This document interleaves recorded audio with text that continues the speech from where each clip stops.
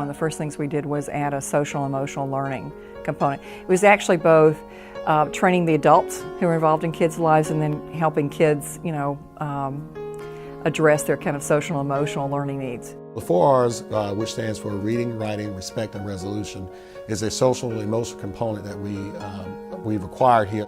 And we have it enhanced in our pre-K classrooms, and the purpose of it is to expand the learning opportunities for children in terms of social and emotional development. When we first opened about 2.5 years ago, we had a lot of children that had never been in an early learning setting, so coming from home, they didn't have that opportunity to interact with other children. So we found ourselves having to separate kids from skirmishes and just the tough time that the teachers were having getting the children's attention when it came to learning. So what 4 R's has done for us is it's created a community environment for our children to understand that when children are part of a community, part of the bigger picture, part of the global picture, that we have a responsibility to act accordingly with each other, to be good citizens within a classroom setting.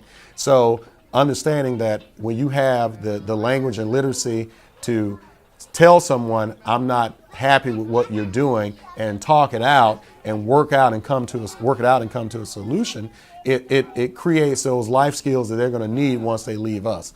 And the great thing about it is, because we're part of the bigger picture, which is the Dunbar Learning Complex, they've taken on a social and emotional component as well. So we develop a common language. So the language that the kids are getting here at the ELRC, they're going to get at the Dunbar Elementary School. So it won't be foreign to them once they leave us. When I first arrived at Dunbar, the kids to me seemed so angry. Everything was handled by violence or outbursts. And so when we started working with our student support team, and that's the service that kind of intervenes to see what the issues are, I said to that team, I'm not interested in putting a Band-Aid on anything. I want to find out what's happening with these children, what we need to do to change their understanding of how they deal with conflict. Just showing them there's another way to handle that. And then bringing the parents in as well. They love it. They love hugging the world. They have this big world, and they get to hug the planet and talk about how they have to take care of the planet and who's on the planet. And she's on the planet and he's on the planet. So if you've taken care of the planet, you got to take care of each other. So they're really embracing that.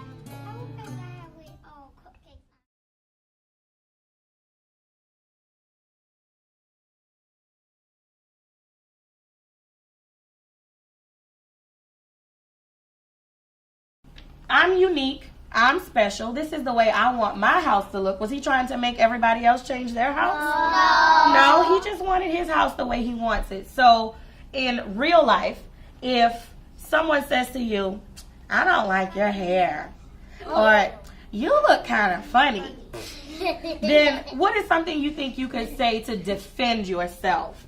What is something you think you could say to defend yourself, Dravion? You would say, I am myself. Right. And are you happy with yourself? Yeah. Yeah. So it's okay for you to say what? Yeah, I am myself. Right. Because it's okay for us to be different. Right? Yes. All right.